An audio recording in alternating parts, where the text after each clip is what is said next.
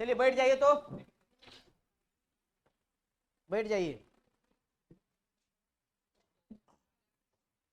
Previous class में सुनिए, previous class में अपने लोग पढ़े कि सेल को हैप्लॉइड का बोलेंगे और डेप्लॉइड का बोलेंगे, बात नहीं कीजिए। प्रीवियस क्लास में हमने ये देखा कि किसी सेल को हैप्लॉइड का बोलेंगे और किसी सेल को डेप्लॉइड का बोलेंगे। तो मैंने बताया आपको कि अगर किसी सेल में एक क्रोमोजोम का एक सेट प्रेजेंट हो तो उसको हैप्लॉइड सेल बोलते हैं। क्या बोलते हैं? Haploid cell. और उसके क्रोमोजोम को बोलते हैं मोनाड। क्या बोलते हैं? मोनाड, क्योंकि एक ही सेट ऑफ क्रोमोजोम प्रेजेंट है। इतना क्लियर? और सुनिए, हैप्लॉइड सेल को रिप्रेजेंट किया जाता है एन से। किससे? एन से। ठीक। और उसमें जो डीएनए होता है, डीएनए का कंटेंट होता है, उसको रिप्रेजेंट किया जाता है सी से। किससे? सी से। क्योंकि जो सेल है वो हैप्लॉइड है, इसीलिए उसका डीएनए कंटेंट भी सी होगा। अब चलिए डेप्लॉइड पे बात करते हैं। तो डेप्लॉइड सेल किसको कहेंगे? ऐसा सेल जिसके पास दो सेट ऑफ क्रोमोजोम हो उसको बोलेंगे डेप्लॉइड सेल। और क्रोमोजोम को बोलते हैं डायाड। क्या बोलते हैं? डायाड। डेप्लॉइड सेल को रिप्रेजेंट किया जाता है 2n से। किससे? 2n से। क्योंकि जो डेप्लॉइड सेल है वो खुद ही डेप्लॉइड है, 2n है, तो इसीलिए उसका डीएनए कंटेंट भी क्या होगा? 2c होगा। इतना तक अपने लोग ने डिस्कस किया था। इसके बाद कुछ क्वेश्चन दिए थे, जिस क्वेश्चन के बेसिस पे आपको पता करना था कि वो सेल 2n है या n है, और उसके अंदर जो डीएनए का कंटेंट है वो 2c है या c है। आज का जो हमारा टॉपिक रहेगा वो रहेगा सेल के फंक्शन के बारे में, कि सेल कितने मेन फंक्शन करते हैं। तो आप इससे पहले पढ़ें कि सेल में जो ऑर्गेनेल होता है वो आपका फंक्शन करता है, लेकिन अब हम पढ़ेंगे कि सेल ओवरऑल क्या फंक्शन करता है, सेल डिवाइड कैसे करता है, सेल डिवाइड करने से पहले क्या करता है। तो सेल मेजरली 3 फंक्शन करता है। पहली बात, सेल पहले ग्रोथ करेगा। क्या करेगा? कोई चीज डिवाइड करेगा तो पहले साइज में बड़ा होगा तब ना डिवाइड करेगा, कि ऐसे ही डिवाइड कर जाएगा? साइज में पहले बड़ा होगा, इसके बाद टूटेगा, 2 सेल बनेगा।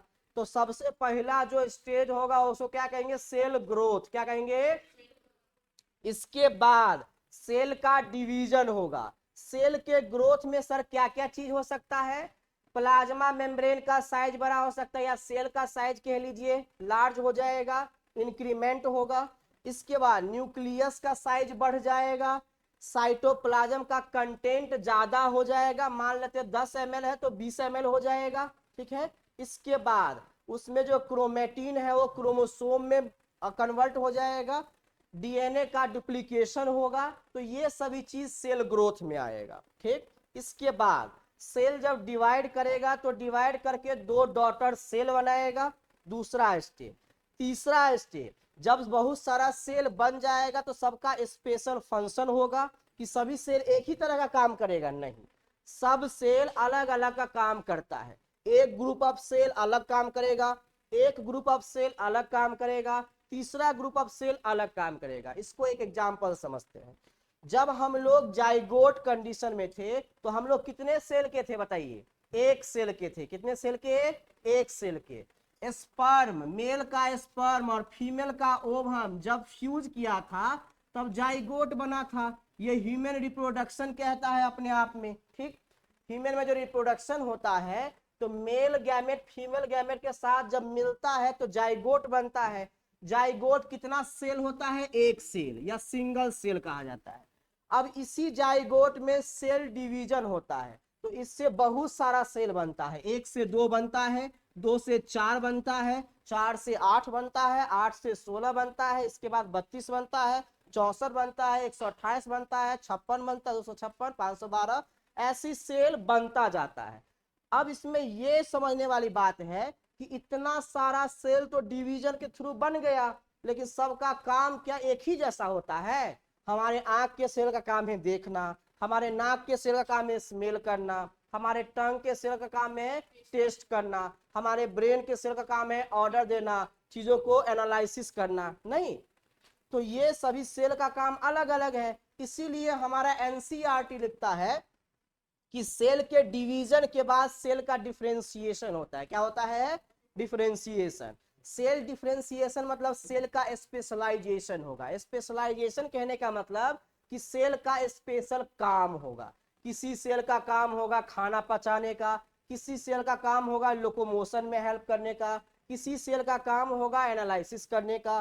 तो ये सभी सेल जो है स्पेशलाइज हो जाते हैं। इसको भी एक तरीके से हम बताए थे कि जो नीट का फॉर्म भरता है और जो पास आउट हो जाता है वो एमबीबीएस तो सब करता है, लेकिन क्या सब आपका हर डिपार्टमेंट में जाता है? सब आपका पेट वाला डिपार्टमेंट में जाता है क्या? नहीं, सबका अलग अलग डिपार्टमेंट में होता है। तो ऐसे ही सेल का भी अलग अलग काम होता है। तो सेल कितने मेजरली फंक्शन करते हैं? 3। पहला सेल ग्रोथ करेगा। ग्रोथ में क्या आएगा? सेल का साइज बढ़ेगा, साइटोप्लाज्म का कंटेंट बढ़ेगा, न्यूक्लियस का साइज बढ़ेगा, क्रोमेटिन क्रोमोसोम में बदल जाएगा, डीएनए डुप्लीकेट कर जाएगा, सी है तो 2C हो जाएगा, 2C है तो 4C हो जाएगा। ठीक, इसके बाद सेल डिवीजन होगा, मतलब 2 पार्ट में सेल बट जाएगा। और तीसरी बात, जब सेल बट जाएगा, डिवीजन हो जाएगा, 2 डॉटर सेल बन जाएगा, तब सेल का स्पेशल फंक्शन डिसाइड होगा कि सेल क्या करने वाला है। इसमें किसी को दिक्कत है तो बताइए।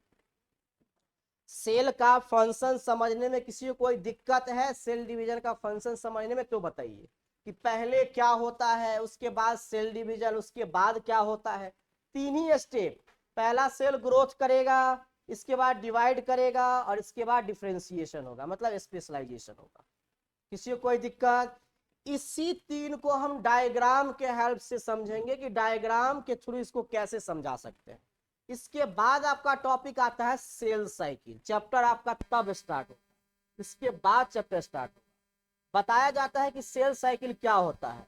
तो सेल साइकिल एक तरह से ऐसा प्रोसेस होता है, ऐसा साइकिल होता है जो सिक्वेंशियल इवेंट होता है। सिक्वेंशियल कहने क्या मतलब है? सिक्वेंस में स्टेप होगा। पहले सेल ग्रोथ करेगा, उसके बाद डिवाइड करेगा, उसके बाद डिफरेंशिएशन होगा। या आप ये कह सकते हैं कि पहले सेल का साइज बढ़ेगा, इसके बाद साइटोप्लाज्म का साइज बढ़ेगा या अमाउंट बढ़ेगा, इसके बाद न्यूक्लियस का साइज बढ़ेगा, इसके बाद क्रोमोसोम बढ़ेगा। तो ये सभी एक स्टेप में हो रहा है, एक सीक्वेंस में हो रहा है कि पहले आपका न्यूक्लियस का साइज ही बढ़ रहा है, पहले आपका सेल का साइज बढ़ रहा है, साइटोप्लाज्म का कंटेंट बढ़ रहा है, इसके बाद न्यूक्लियस का साइज बढ़ रहा है। तो ये सभी सीक्वेंस में हो रहा है, एक के बाद एक हो रहा है। इसीलिए सेल साइकिल को सीक्वेंशियल इवेंट कहते हैं। ये भी वर्ड आपके एनसीईआरटी का, ठीक है। ये ऐसा सीक्वेंशियल इवेंट होता है, सीक्वेंस में होने वाला इवेंट होता है, जिसमें 3 चीजें होगा। कितने चीजें? 3 चीजें। सबसे पहला चीज सेल साइकिल में, जो सेल के अंदर जितने भी सेल ऑर्गेनेल्स है उसका डबल अमाउंट हो जाएगा, सबसे पहला चीज। दूसरा चीज सेल डिवीजन में या सेल साइकिल में कि आपके जीनोम का, जीनोम मतलब डीएनए, क्या होता है? डीएनए, डीएनए का डुप्लीकेशन होगा। और तीसरा चीज, जैसे ही डीएनए का डुप्लीकेशन हुआ तो सेल 2 पार्ट में डिवाइड कर जाएगा, जिसको डॉटर सेल बोलते हैं। अब ये सेल साइकिल का ड्यूरेशन, ये जो हम बोले कि सेल डिवाइड करता है 2 पार्ट में, तो कुछ ना कुछ टाइम लेता होगा, नहीं? तो ये ह्यूमन में, या आप ये कह सकते हैं कि सेल साइकिल का ड्यूरेशन सभी ऑर्गेनिज्म में अलग अलग तरीके का होता है। जैसे ह्यूमन की बात की जाए तो ह्यूमन में सेल 24 घंटा में एक बार डिवाइड करता है, ईस्ट में 90 मिनट्स में एक बार डिवाइड करता है। तो डिवीजन जो होगा सेल का वो वेरी करता है फ्रॉम ऑर्गेनिज्म टू ऑर्गेनिज्म और सेल टू सेल। अब सेल टू सेल कहने का मतलब ये नहीं कि हमारे शरीर में नर्व सेल अलग डिवाइड करेगा, मतलब 25 घंटा में या 23 घंटा में, और स्टोमैक का सेल 22 घंटा में डिवाइड कर जाएगा, ऐसा नहीं है। सेल टू सेल कहने का मतलब प्रोकैरियोटिक सेल और यूकैरियोटिक सेल। चलिए, इसके बाद हम लोग पढ़ते हैं कि जो सेल साइकिल है वो 2 फेज में होता है। कितने फेज में? 2 फेज में, 2 स्टेज होता है इसका, ठीक। एक को कहते हैं इंटरफेज, एक को कहते हैं एम फेज। इंटरफेज का 2 नाम और होता है, इसका नाम होता है प्रीपरेटिंग फेज। क्या होता है? प्रीपरेटरी फेज या प्रीपरेटिंग फेज, तैयार होने वाला फेज। इस फेज में जो ऑर्गेनेल होते हैं वो तैयार होते हैं, रेडी होते हैं, क्या चीज करने के लिए? डबल होने के लिए। क्या चीज करने के लिए? डबल होने के लिए। इसके बाद बायोसिंथेटिक फेज भी इसको कहा जाता है, क्योंकि बायोसिंथेसिस होता है, लिविंग कंटेंट का नंबर बढ़ता है, इसलिए बायोसिंथेटिक भी कहा जाता है। तीसरा इसको रेस्टिंग फेज भी कहते हैं। अब रेस्टिंग फेज क्यों कहते हैं, कोई बताएंगे? क्या जी नोट अभी बताए हैं? नहीं नहीं, जी नोट यहाँ आएगा ही क्या। हाँ, क्योंकि यहाँ सेल डिवीजन नहीं हो रहा होता है, that's why it is called resting phase. इसको रेस्टिंग फेज कहते हैं, लेकिन इसको मेटाबॉलिकली रिएक्टिव फेज भी कहते हैं। और सभी काम तो हो रहा है इसमें, ऑर्गेनेल डबल भी हो रहा है, डीएनए का डुप्लीकेशन भी हो रहा है, लेकिन क्या चीज नहीं हो रहा है, डिवीजन नहीं हो रहा है। इसीलिए इसको मेटाबॉलिकली एक्टिव बोलेंगे, लेकिन रेस्टिंग फेज बोलेंगे। ठीक। इसके बाद ऐसा कहा जाता है कि मान के चलो 24 घंटा में एक बार सेल डिवीजन करता है, तो कौन से फेज जो होगा ज्यादा टाइम लेगा और कौन सा फेज कम टाइम लेगा। तो इंटरफेज के बारे में ऐसा कहा जाता है कि अगर मान लो 100% सेल डिवीजन का ड्यूरेशन है, तो 95% जो टाइम होगा वो कहाँ बीतेगा, इंटरफेज में। मतलब कि 24 घंटा में कितना घंटा देना पड़ेगा इंटरफेज को, 23 घंटा। हाँ, इसके बाद जो 1 घंटा बचा वो चला जाएगा आपके एम फेज में। इतना चीज पढ़ना है अपने को, तो लिख लें। अभी आपको बता दिए क्या क्या पढ़ना है, लिख लें अपने लोग, लिखिए। थोड़ा थोड़ा तो समझ में आया ही होगा, इतना तो मान के चलते हैं। अच्छा, एक बात और, एम फेज को एम फेज को ड्रामेटिक फेज कहा जाता है। ड्रामेटिक फेज क्यों कहा जाता है, क्योंकि बहुत ज्यादा ड्रामा करता है, इसका बहुत ज्यादा नखरा है, बहुत ज्यादा ड्रामा करता है। नहीं, कोई कोई ड्रामा करता रहता है, हम ही नहीं करेंगे, वो नहीं करेंगे। एम फेज बहुत ज्यादा ड्रामेटिक होता है, कभी क्रोमेटिन से क्रोमोसोम बना देता है, कभी क्रोमोसोम को फिर क्रोमेटिन में बदल देता है, कभी फिर क्रोमोसोम में, तो इसको ड्रामा कहते हैं, इसीलिए इसको ड्रामेटिक फेज कहा जाता है। खैर, आगे पढ़ाएंगे तो आपको और क्लियर।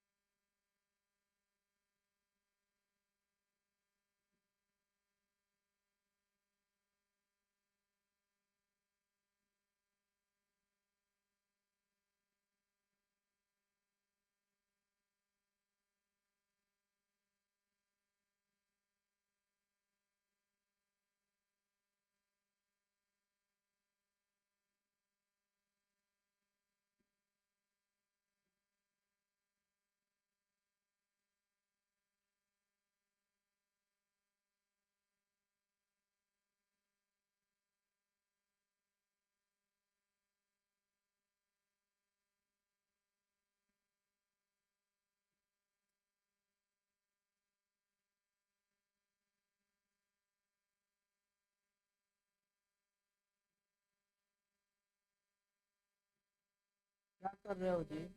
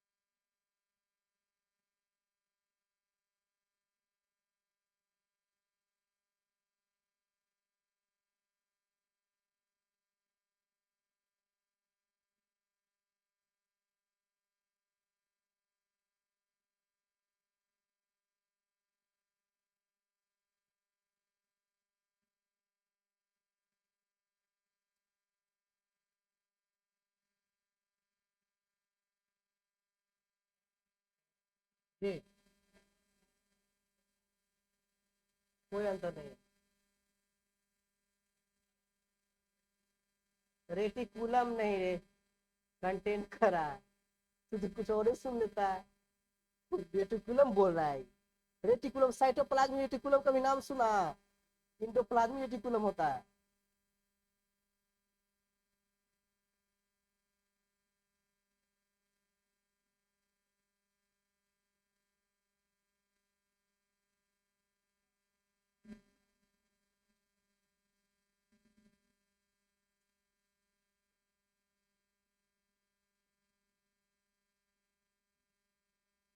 ये रफ डायग्राम है, ठीक है, बताने का कि पहले ग्रोथ करता है, फिर डिवाइड होता है और टू डॉटर सेल बन जाता है। आपको दिख रहा होगा साइज में अंतर, इसके साइज में और इसके साइज में अंतर दिख रहा होगा, इसको ग्रोथ बोलते हैं, सेल ग्रोथ किया। क्या हुआ? पहले ही तय बना दिए आपको, समझ मतलब ये समझाना है कि ग्रोथ कब करता है। ग्रोथ मतलब सेल का साइज बढ़ रहा है, तो बढ़ा के साइज लिखिएगा ना।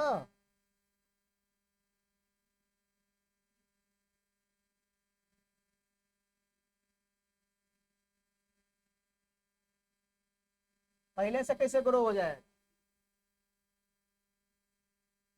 जबरदस्ती है, पहले से ग्रो हो जाएगा।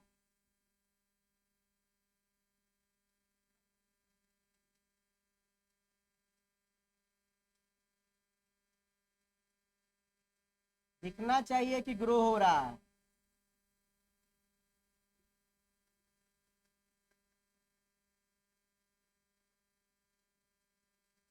चलिए दोनों सेल का नाम क्या दे देंगे आप लोग बताइए तो?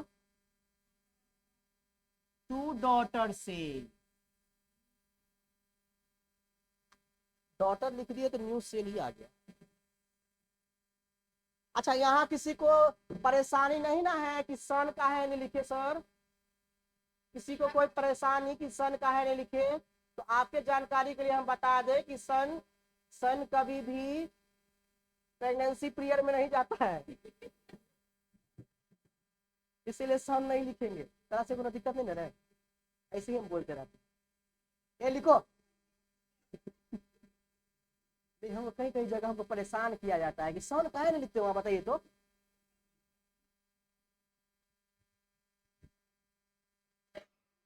एगो लड़का से मतलब 12th के लड़का से पूछ रहे तुम्हें मेस्ट्रुअल साइकिल होता है? तो हाँ सर होता है। तो हम बोले, अच्छा अच्छा होता है, बढ़िया है।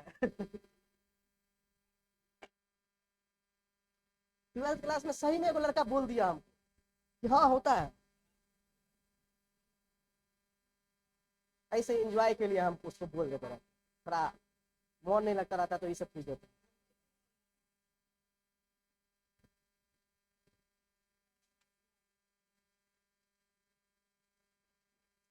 रोनाल्डो, आपको दिख रहा होगा यहाँ सेल का साइज बढ़ गया है।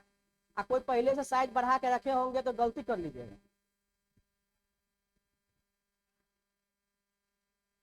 हे भगवान, नहीं बढ़ेगा। बेबी जब डिलीवर होता है तो पहले तुरंत 12 साल का हो जाता है क्या? 10 साल का हो जाता है? टाइम लग। बोल दी हाँ। अरे सौरभ देख रही है, सोच समझ के नहीं दे रही। चलिए हो गया। आप काहे पीछे बैठ गए महानुभाव?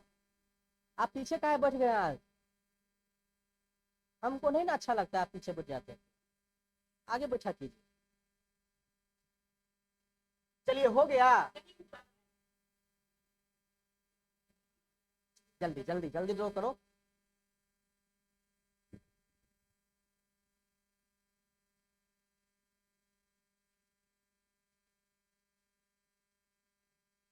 बनाओ ना।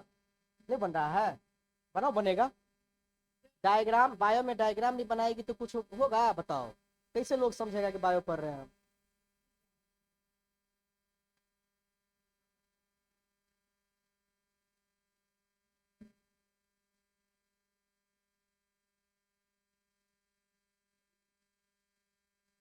तो ये नहीं बनाएगी, दुनू बनाना है।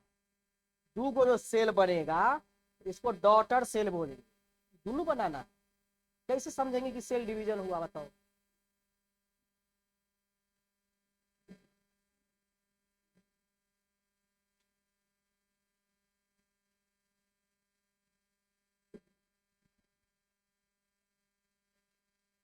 थोड़ा ऑफ करो, थोड़ा ऑफ करो ना।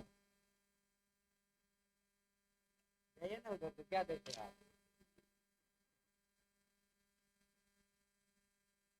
बाहर जाके बंद करो ना, बाहर जाके। जब ऐसा सिचुएशन आएगा बाहर जाके बंद करो, ताकि हम बिना देखले रहेंगे नहीं। सही में हम बिना देखले रहेंगे नहीं, जब दिख जाएगा हमको तभी छोड़ेंगे।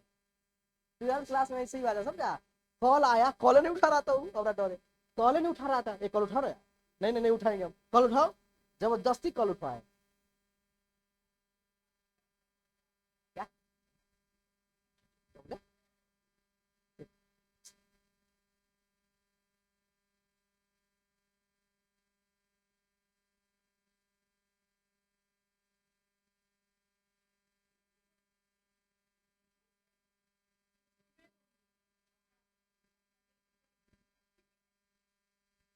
चलिए हो गया।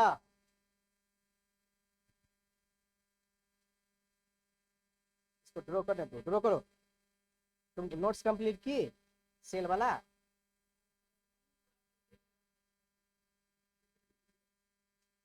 ये ऐसे ही बोलती रहती है, डॉक्टरों के पास जाती है ना, तो डॉक्टर बोलता है क्या कर, क्या तुमको दिक्कत है? सर हमको दिक्कत है।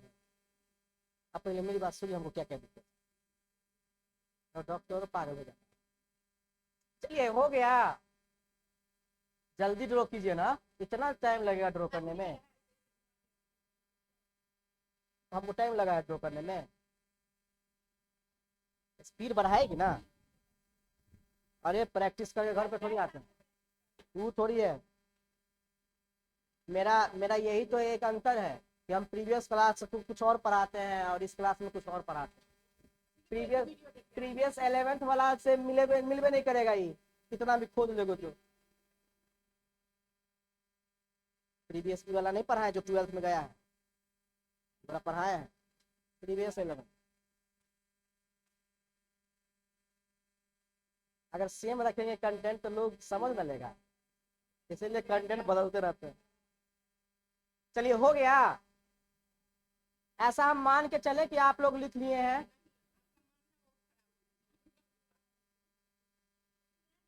अरे यार तो कभी तू छोड़ दिया कर, ऐसे क्या करती रहती है हमको, सब चीज हम भूल जाते हैं इसलिए। हाँ? क्या? हाँ,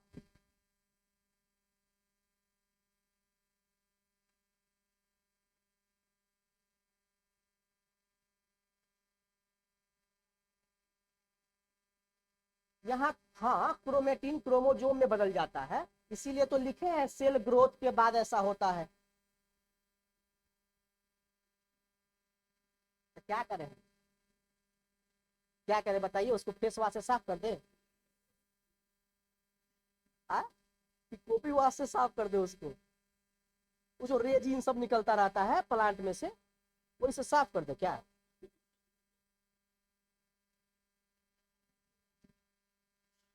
चलिए लिख लिए। यार कितना टाइम लगाते हो तुम लोग, बताओ तो, इतना टाइम लगाओगे तो कैसे cell cycle and cell division खत्म होगा? हाँ?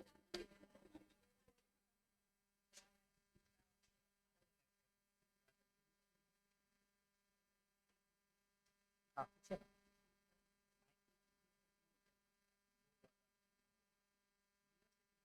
चार, चार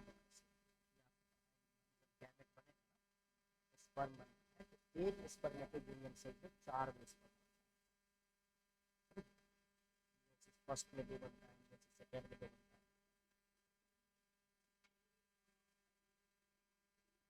क्या क्या बोल रही है?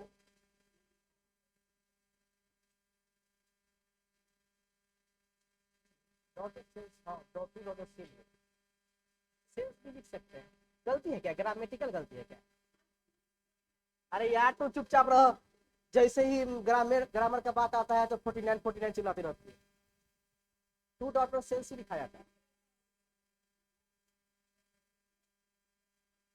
अच्छा, 5 बॉय लिखेंगे कि 5 बॉयज लिखेंगे? 5 गर्ल्स लिखेंगे, 5 गर्ल लिखेंगे? टू तो एक नंबर रिप्रेजेंट करता है, फिर सेल्स लिखना पड़ेगा। चलिए हो गया, चलिए सुनिए, तो मैंने आपको बताया, आप सुनिए इधर, ए हीरो सुन लो इधर, चलो सुनो इधर। अब मैंने आपको बताया कि सेल जो है वो 3 फंक्शन करता है। कितना फंक्शन करता है? 3। डिवीजन से पहले भी वो काम करता है, डिवीजन के बाद भी वो काम करता है। तो सेल मेजरली 3 फंक्शन करता है।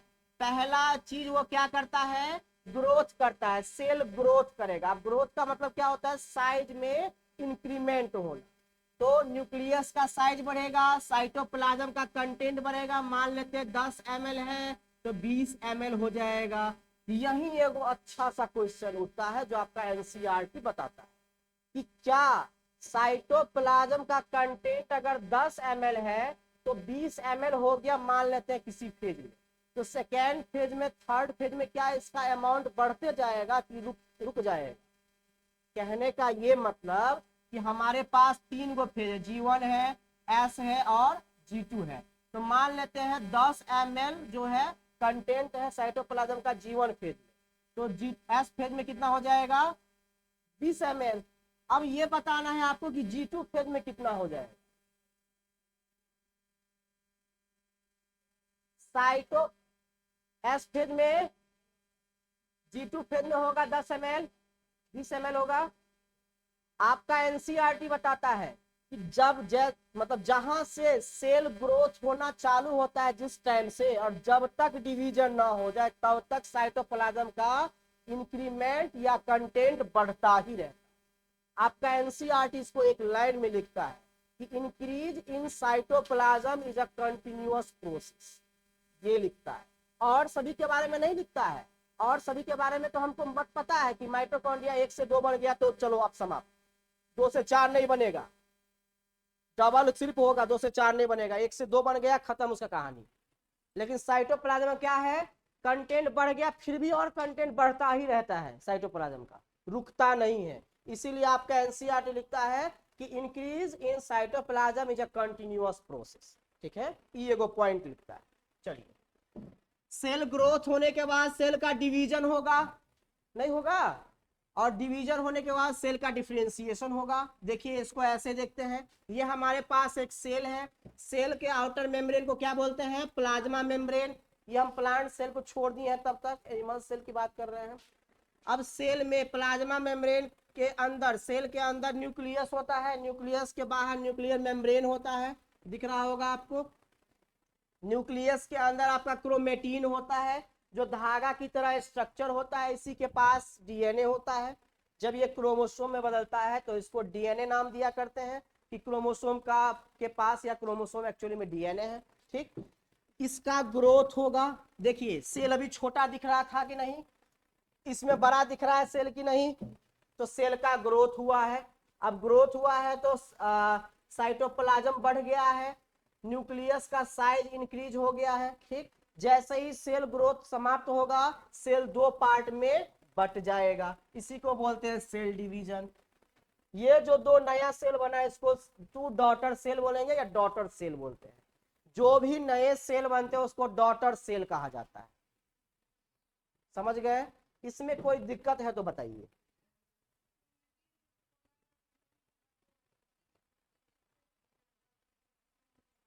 बिल्कुल फिक्स शेप से, एल शेप से भी हो सकता है, टी शेप से भी हो सकता है, वी शेप से भी हो सकता है। आपको बताए थे VGIL। हाँ, तो इसमें क्या किए, इसमें थोड़ी बताएंगे हम, ये तो आपको ओवरव्यू बता रहे हैं, थोड़ी फेज का बात थोड़ी बता रहे हैं आपको कि किस फेज में क्रोमोसोम कैसा दिखेगा। जब हम बोलेंगे कि G1 phase, S phase, G2 phase, तब वहां बताएंगे कि कैसा क्रोमोसोम दिख रहा है। समझे? आपको अभी थोड़ी पता चलेगा, अभी तो कंडेंसी होना चालू हुआ है। अभी आपको ये थोड़ी बताया है कि क्रोमोसोम कंडेंस होकर क्या बन गया। ये V शेप का भी हो सकता है, J शेप का हो सकता है, I शेप का भी हो सकता है, L शेप का भी हो सकता है। इसमें आपको क्लियर अभी नहीं दिखेगा, जब ये अलग से आप पढ़ेंगे तब आपको क्लियर दिखेगा। ठीक है, कोई किसी के मन में और कोई क्वेश्चन नहीं है? चलिए, सेल डिवीजन के बाद क्रोमेटिन नहीं बनेगा। देखिए तो सेल डिवीजन हुआ तो इसमें क्रोमोसोम होगा क्या? ये पहले वाला स्ट्रक्चर ना बनेगा। नया सेल जो बना ई डिवीजन में जाएगा तब ना इसका क्रोमेटिन क्रोमोसोम बनेगा। नया सेल बना है तो इसको क्रोमोसोम थोड़ी बोलेंगे इसके क्रोमेटिन को। ये तो पहले वाला आप क्रोमेटिन बन जाएगा, थ्रेड लाइक स्ट्रक्चर। क्रोमोसोम तभी बनता है जब सेल का डिवीजन होता है, इससे पहले क्रोमोसोम नहीं रहता है। क्या ये इसका भी डिवीजन हो रहा है? नहीं हो रहा है, तो इसको क्रोमेटिन बोलेंगे, क्रोमोसोम बोलेंगे, क्रोमेटिन। चलिए कोई दिक्कत, आगे बढ़ते हैं।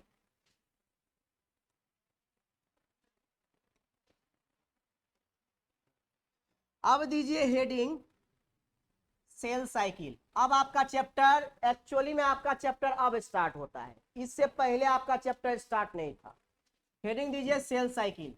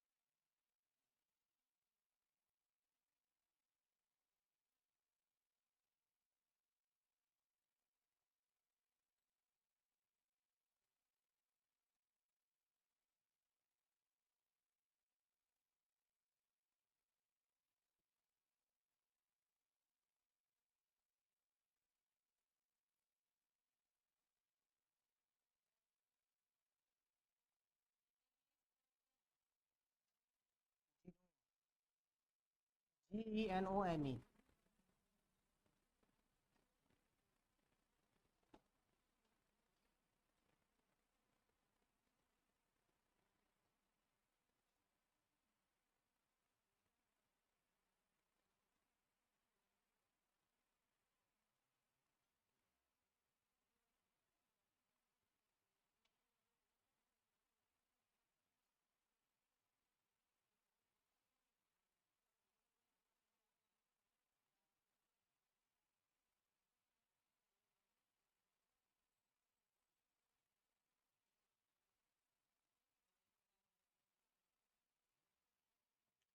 क्या कर रहे हो?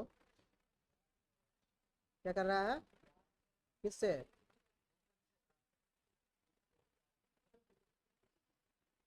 काहे बच्चे की तरह करते हो यार?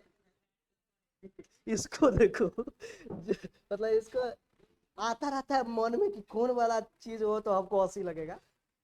काहे बच्चे की तरह करते रहते हो ऐसे, हैं? बच्चा हो बताओ तो, 12th में, अच्छा सॉरी 11th में आ गए हो, हम बच्चे की तरह करते रहते हैं।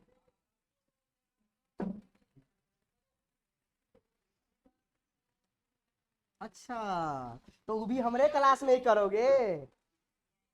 एक के जूता मारेंगे यही हम। बेहोश कर देंगे हम। शांत से रहो। गार्जियन सबको। अच्छा अच्छा अच्छा, नहीं अब नहीं बोलेंगे। टीचर सबको मत दिखाइए, कहेंगे क्या ही।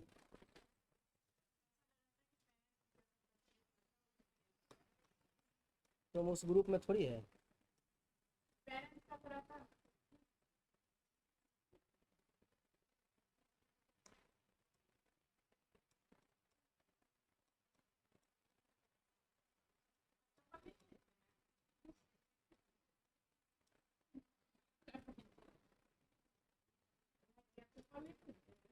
ए चुपचाप रहो। खराम। खराम बोलते हो? खराम तो दूसरा होता है।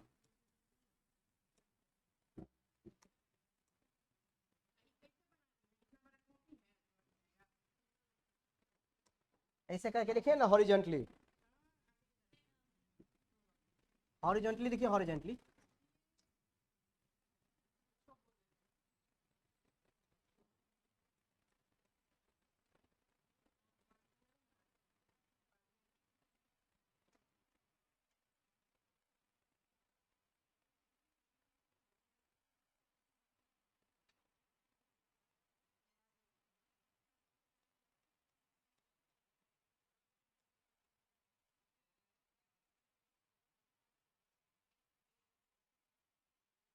परेशान मत करो यार, काहे परेशान करने पर रहते हो हमको।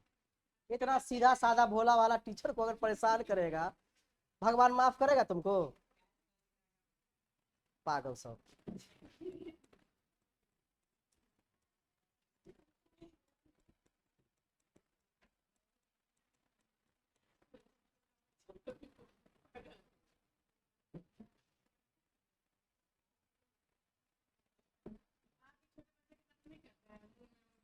अरे यार क्या कर रही है, देखिए क्या क्या बोल देती है तुम। थोड़ा यार क्लास में हम रहते हैं, कुछ तो हमारे रिस्पेक्ट रहने दो। तो खाली हमारे रिस्पेक्ट घटाने पर आती है।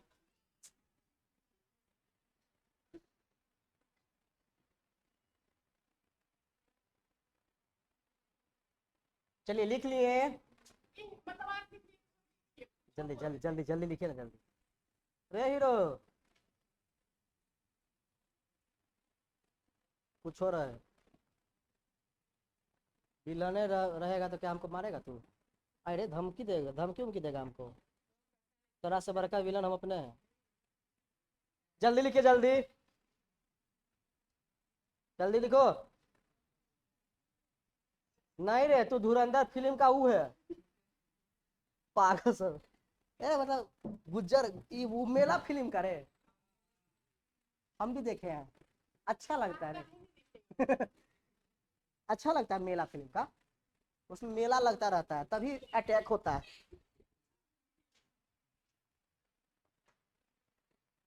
जल्दी लिखिए जल्दी। क्या मैथमेटिशियन हो गया? मैथ पढ़ ली? और पढ़ो जाके केमिस्ट्री, मतलब फिजिक्स सब। फिजिक्स भी हो गया? अभी नहीं आओ, एंट्री नहीं मिलेगा। एंट्री अभी नहीं मिलेगा, अभी बायोलॉजी क्लास हो।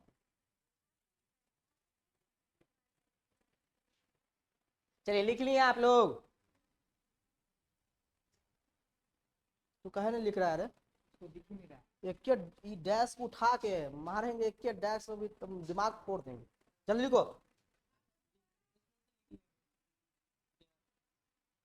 क्या लिख रहा है? अभी लिखो। अभी अभी तो क्या करेगा, हमको खाली बुलवाता है रे। जानबूझ के तू लोग चाहता रहता कि हम बोले। हाँ हाँ, बोलते हैं तो बहुत अच्छे लगते हैं, दिन भर हम बोलते रहे।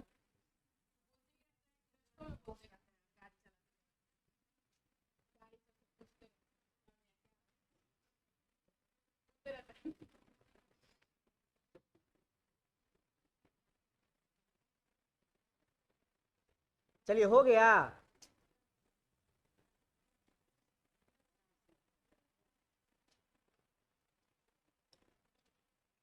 चलिए साइड में थोड़ा लिख लीजिएगा।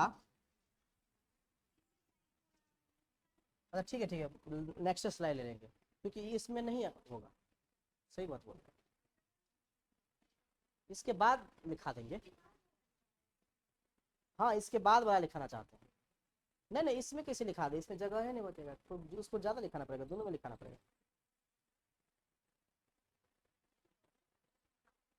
दोनों के बारे में लिखाना पड़ेगा तो जगह नहीं बचेगा। नहीं नहीं कहाँ टाइम हुआ है, जल्दी लिखो। 2 मिनट लगेगा लिखने में, इससे ज्यादा नहीं। 2 मिनट से आपके 2 मिनट से ज्यादा हम नहीं लेंगे। क्या बोले, बताएंगे अभी, पहले लिखिए ना, इसके बाद ना। अब लिखे भी नहीं अभी तक कोई। चलिए हो गया, अब सुनिए हमें, सुनते सुनिए तो, सुन लीजिए तो। सेल, अब आपका न्यू जो टॉपिक है वो यहां से स्टार्ट होता है। आपका चैप्टर का नाम क्या है, सेल साइकिल और सेल डिवीजन। मतलब 2 टॉपिक इसमें पढ़ना है हमें, कि सेल साइकिल क्या होता है और सेल डिवीजन क्या होता है।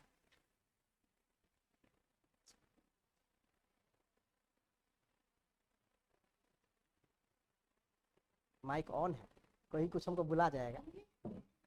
चलिए सुनिए,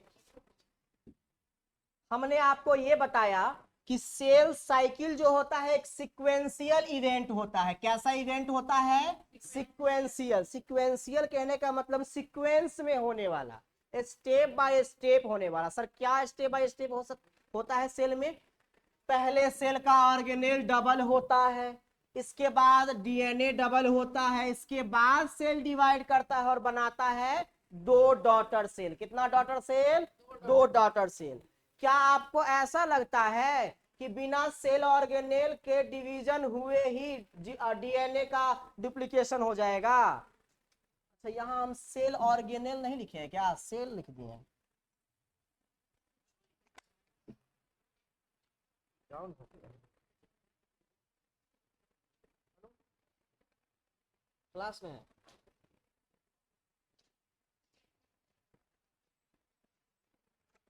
यहाँ ऑर्गेनेल होता होगा, यहाँ थोड़ा करेक्ट कर लीजिएगा, यहाँ ऑर्गेनेल होगा। हम बोले होंगे नहीं लेकिन लिखाए नहीं होंगे। आप लोग मिटा लीजिएगा। चलिए, उनको बोले थे नहीं आने के लिए, आपका क्लास। सुनिए, सेल साइकिल के बारे में हम ये बताएं आपको कि एक ऐसा सीक्वेंशियल इवेंट होता है, वर्ड को आप नहीं भूलिएगा। ऐसा सीक्वेंशियल इवेंट होता है जिसमें 3 चीजें होती है। कितनी चीजें, 3 चीजें। और ये 3 चीजें स्टेप बाय स्टेप होगा। ऐसा नहीं कि पहले डीएनए डबल हो जाएगा इसके बाद माइटोकॉन्ड्रिया डबल होगा, ऐसा नहीं होगा। पहले सेल डिवाइड कर जाएगा इसके बाद माइटोकॉन्ड्रिया बोलेगा अरे हम तो बच गए हैं डबल करने के लिए, ऐसा नहीं होगा। समझ रहे हम क्या कहना चाहते हैं? गोल्गी apparatus ऐसा नहीं कहेगा डिवाइड होने के बाद हम तो बचे रह गए, डबल हुए ही नहीं हम, ऐसा नहीं कहेगा। कहने का मतलब पहले सेल ऑर्गेनेल डबल होगा, इसके बाद डीएनए डबल होगा, इसके बाद सेल डिवाइड करेगा। इसी साइकिल को बोलते हैं या प्रोसेस को बोलते हैं सीक्वेंशियल इवेंट। ठीक है, ये जो तीनों इवेंट आपको दिख रहा है ये कोऑर्डिनेटेड इवेंट है। कोऑर्डिनेटेड इवेंट कहने का मतलब सब साथ साथ होता है, मिलजुल के होता है। और ये कंट्रोल किया जाता है जीन के द्वारा। किसके द्वारा, जीन के द्वारा कंट्रोल किया जाता है। हमारे बॉडी में जितने भी चीज होते हैं ना, या तो उसको जीन कंट्रोल करता है, या तो हार्मोन्स कंट्रोल करता है, या तो एंजाइम्स कंट्रोल करता है। कोई भी चीज हमारे बॉडी में हो रहा है उसको कोई ना कोई कंट्रोल कर रहा होगा। जैसे कुत्ता पीछे पड़ता है तो अपने लोग भागने लगते हैं, जो आदमी जो भागने लगता है कभी सोचो काहे भागता है? उसके अंदर एक ग्लैंड होता है जिसको बोलते हैं एड्रिनल ग्लैंड। उसमें से एक हार्मोन निकलता है जिसको बोलते हैं एड्रेनलिन हार्मोन। इसी हार्मोन के कारण हम लोग भय में पड़ जाते हैं, डर जाते हैं और भागने लगते हैं। समझे? तो हम लोग पहले हमको समझा रहे हो। तो हम लोग जो भागे, मेटाबॉलिक एक्शन जो किए वो किसके चलते किए, हार्मोन्स के चलते। तो हमारे बॉडी में कोई भी चीज हो रहा हो उसको कोई कंट्रोल करेगा। ये जितना भी चीज हो रहा है 3 चीज इसको कंट्रोल करता है, जीन करता है। ठीक, अब सुनिए, सेल साइकिल में जो सेल का डिवीजन होता है या कोऑर्डिनेटेड इवेंट मतलब साथ साथ काम करना। जैसे पहले सेल ऑर्गेनेल आपका डबल होगा, ये समाप्त हो गया तो फिर आपका डीएनए डबल होगा, ये समाप्त हो गया तो फिर आपका टू डॉटर सेल बन जाएगा। इसी को बोलते हैं कोऑर्डिनेटेड मेथड या इवेंट। ठीक, सेल साइकिल का जो ड्यूरेशन होता है, टाइम होता है, वो वेरी करता है, मतलब सब में अलग अलग होता है। जैसे फीमेल का सेल 24 घंटा में एक बार डिवाइड करता है और इसका सेल 90 मिनट में एक बार डिवाइड करता है। तो बताइए किसका सेल डिवीजन फास्ट है? इसका, इससे भी ज्यादा फास्ट बैक्टीरिया का। 30 मिनट में एक से दो बैक्टीरिया, समझे? इसीलिए आप लोग का जो बैक्टीरिया से बीमारी होता है तो इतना ज्यादा बैक्टीरिया हो जाता है कि बीमारी खत्म ही नहीं होता रहता है, समझे? इसीलिए यहाँ एक पॉइंट लिखा है कि साइटोप्लाज्म का जो इंक्रीमेंट है, बढ़ना है, वो एक कंटिन्यूअस प्रोसेस है, ये रुकता नहीं है। ऐसा नहीं कि जीवन फेज में बढ़ गया और एस फेज में जाके रुक गया, नहीं। फिर ये माइटोकॉन्ड्रिया के साथ ऐसा हो सकता है कि माइटोकॉन्ड्रिया डबल हो गया है जीवन फेज में तो एस फेज में नहीं होगा, जी फेज में नहीं होगा, लेकिन इसके साथ ऐसा नहीं होता। सेल साइकिल का दो फेज दिया जाता है, एक फेज दिया जाता है इंटरफेज और एक दिया जाता है एम फेज। इंटरफेज का दो नाम है, कितना नाम? सॉरी, तीन नाम, दो नाम नहीं, तीन नाम। जैसे आप लोग का तीन नाम नहीं होता, ऐसे इंटरफेज का तीन नाम है, कितना नाम? सबसे पहला नाम प्रिपरेटरी फेज इसको कहा जाता है। प्रिपरेटरी मतलब तैयार होता है। डिवीजन ऐसे नहीं होता पहले तैयार करता है अपने आप को, नहीं। हम लोग मेला देखने जाते हैं तैयार होते हैं, हम लोग मेला देखने जाते हैं तैयार होते हैं, लगाते रहते हैं ऐसा। प्रिपरेटरी फेज उसे कहते हैं। इसके बाद इसको बायोसिंथेटिक फेज भी बोला जाता है क्योंकि इसमें जो ऑर्गेनेल होते हैं वो डबल हो जाते हैं। तीसरी बात, इसको रेस्टिंग फेज भी कहते हैं क्योंकि इस फेज में सेल का डिवीजन नहीं होता है। इसको कहते हैं माइटोटिक फेज या डिविजनल फेज भी कहा जाता है क्योंकि सेल एक्चुअली में इस फेज में डिवाइड करता है। इसका एक अच्छा सा एग्जांपल हम दे इस दोनों का। मान देखिए, बायो के स्टूडेंट या मैथ के स्टूडेंट जो भी कॉम्पिटेटिव एग्जाम का तैयारी करते हैं 12th के लेवल पे, तो वो 2 साल तक तैयारी करते नहीं, और 2 साल जैसे ही हुआ तो सीधा डायरेक्टली एग्जाम दे देते हैं। तैयारी वाला फेज है, 2 साल तक तैयारी किए हम नहीं, क्योंकि 10वां के बाद तुरंत नीट का एग्जाम दे दिए। पहले 11वीं पढ़े, फिर 12वीं पढ़े, इसके बाद मई में ये आया एग्जाम, ये आया कि एग्जाम डेट आया, एग्जाम देना है, नहीं। तो पहले हम प्रिपरेशन फेज में थे 2 साल। इसी प्रकार से ये प्रिपरेशन फेज 23 घंटा ही तैयार होने में लगा है, 23 घंटा तक तैयार होगा, बोलेगा हमको क्या करना है क्या नहीं करना। और जैसे ही 1 घंटा बचा रहेगा ये आके 2 से बन जाएगा। जैसे ही इस पेज में इंटर किया 1 से 2 से बन जाएगा, इसीलिए इसको डिविजनल फेज कहते हैं और इसको प्रिपरेटरी फेज कहते हैं। किसी कोई दिक्कत नहीं? दिक्कत है तो आपको दिक्कत नहीं होगा, आपके पास पेन है। चलिए 2 मिनट हमें समय दीजिए, 2 मिनट के अलावा 3 मिनट हो सकता है, 4 मिनट हो सकता है। एक साइड लिखिएगा इंटरफेज और अरे यार मुझे जगह नहीं है तो बात नहीं समझ रही है, दिमाग कहाँ हो जाता है, पागल वहां लिखिए।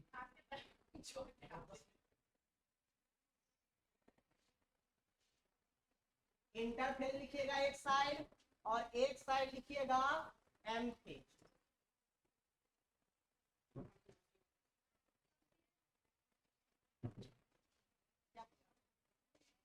इसको कंपेरिजन कीजिए, डिफरेंस लिखना है, कंपेयर नहीं करना।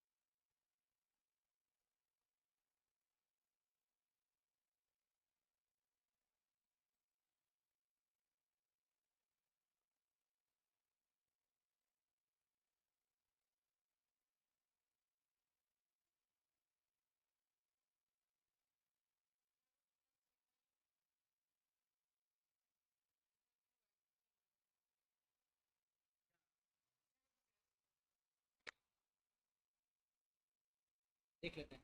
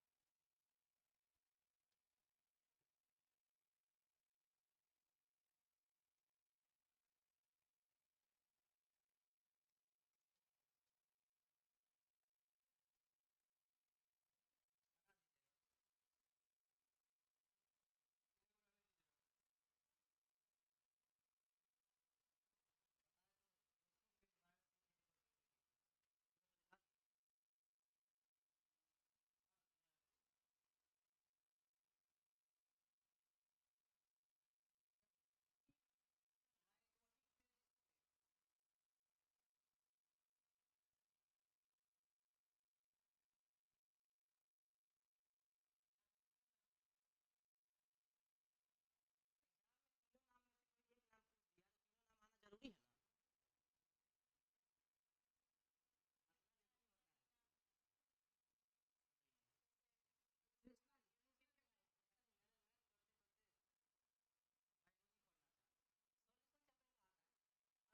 क्या आता है तो पानी में पानी में चीनी घोल देंगे तो किसको सॉल्यूट है किसको क्या बिलियन का होता है क्या। तो कृष्णा जी को ये सब आता है।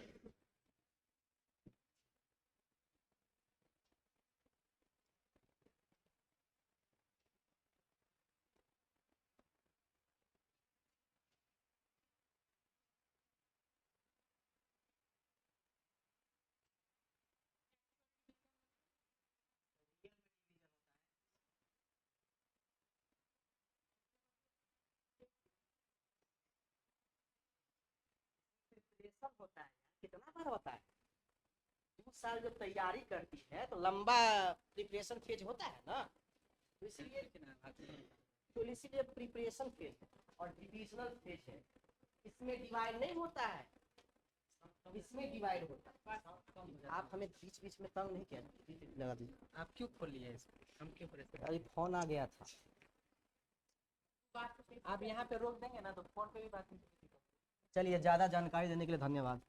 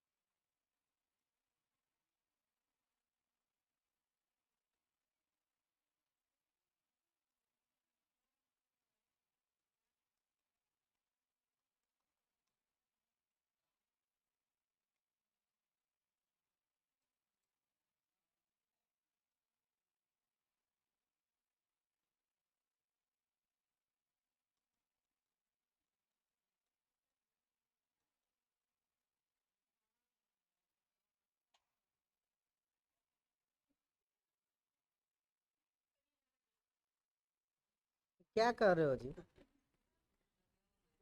मेरा काम तुम कर रहा है। नहीं कुछ बोलिए ना अभी, अभी लिखने दीजिए हमको।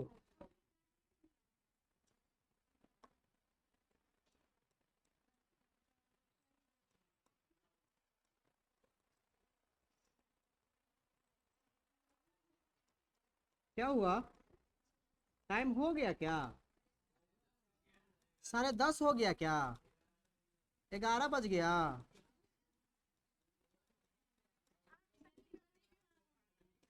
अजीब प्राणी है उन्हें। 11 बजने में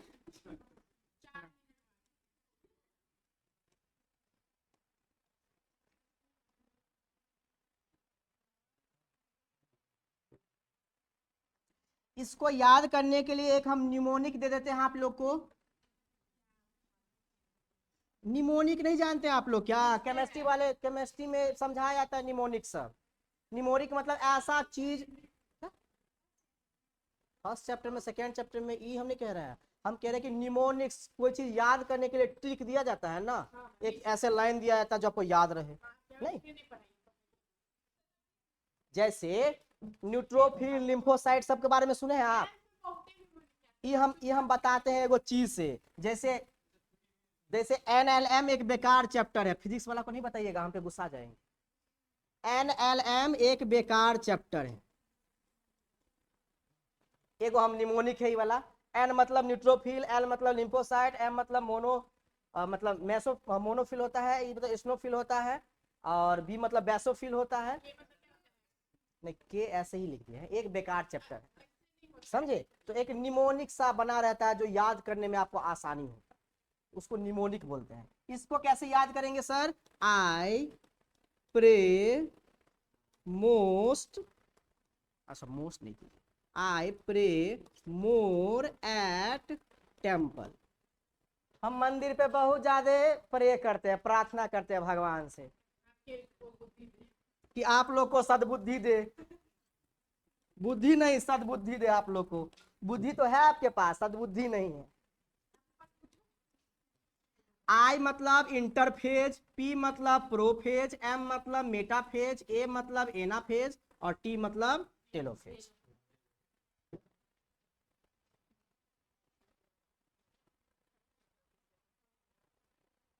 यही वाला लिख लो ना, याद रहेगा। मंदिर में पूजा नहीं करने जाती है तो भगवान से क्या मांगती है? प्रार्थना करती ना भगवान से, हमको सर, हमको मतलब भगवान जी पास उस करवा दीजिएगा। पास नहीं, अच्छा नंबर दिलवा दीजिएगा, पास बहुत नीचे हो गया। I pray more at temple. Doordarshan अपना निकाल लेती है, खाली हमर फोटो वोटो नहीं आना चाहिए उसमें। थोड़ा ज्यादा नहीं हो गया?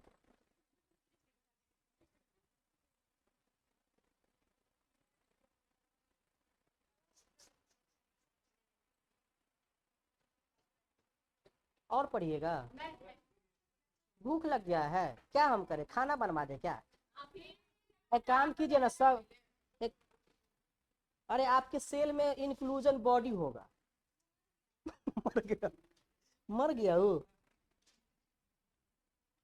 कहिए ना न्यूक्लियस को, इंक्लूजन बॉडी काहे मर गया?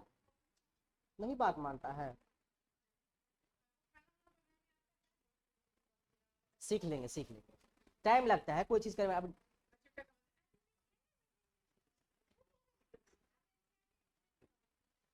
NCERT बुक देखने वाले पे हाँ दिखाइए ना, तो कैसे देखेंगे हम? चलिए हो गया, रुक जाओ ना, 2 मिनट रुक जाओ।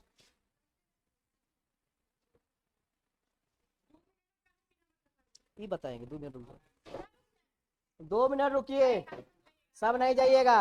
नहीं नहीं, सबको नहीं जाना है, 2 मिनट रुक जाइए, 2 मिनट में हम क्लियर कर देते हैं। चलिए इधर देखिए, आप सुनिए। क्या?